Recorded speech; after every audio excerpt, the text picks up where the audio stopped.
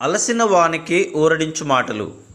సహోదరుడు భక్తి సింగ్ గారి పరిచర్య నుండి సేకరించిన అనుదిన ధ్యానములు. విశ్వాసమును బట్టి రాహాబును వేశ్య అవిధేయులతో పాటు నశింపకపోయెను. హెబ్రీలకు రాసిన పత్రిక 11వ అధ్యాయము 31వ వచనము. రాహాబు తన స్వంత ఇంటి విషయమై పట్టింపు కలిగి ఉండెను. ఆమె వేగుల వారిని తన తండ్రి ఇంటికి ఉపకారము చేసి వారు చావకుండా రక్షించబడినట్లు తనకు నిజమైన ఆనవాలు ఇవ్వవలనని కోరింది.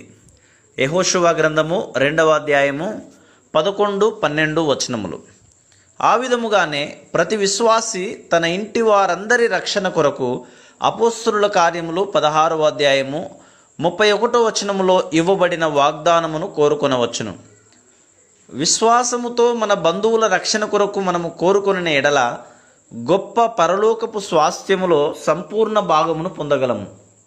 చాలామంది మేము రక్షించబడితిమని చెప్పుదురు గాని మరి మీ స్నేహితుల కొరకు మార్పు చెందని తమ కుటుంబము కొరకు ప్రార్థించుచున్నారా అని అడిగిన ఎడల వారు జవాబు ఇయ్యకుందురు. బంధువుల రక్షణ విషయంలో కూడా మనము పట్టింపు కలిగి ఉండిన ఎడల స్వాస్థ్యములో మన సంపూర్ణ భాగమును పొందగలము. మనము దేవుని వాగ్దానములను పొంది రక్షించబడని మన వారి కొరకై విజ్ఞాపన చేయుచుండవలెను.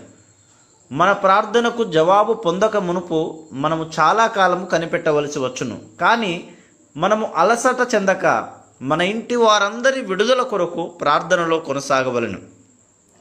అప్పుడు రాహాబు తొగరు ద్వారమును ఆ కిటికీకి కట్టెను. విశ్వాసము ద్వారా ఆమె రక్త ప్రోక్షణ క్రిందకు వచ్చినదని దీని అర్థము.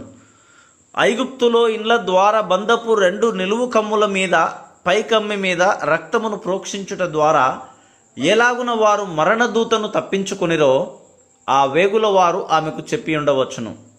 ఆమె తన వారినందరినీ సమకూర్చి విశ్వాసముతో తొగరు దారమును కట్టినది, అనగా వారిని రక్త ప్రోక్షణ క్రిందకు తెచ్చినది.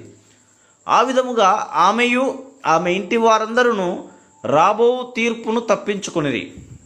యెహోషువ ఇశ్రాయేలీలు ఇంకా దూరముగా ఉండగానే ఆమె సమయమును ఏమాత్రమును వ్యర్థము చేయక వెంటనే ఈ పని ముగించింది.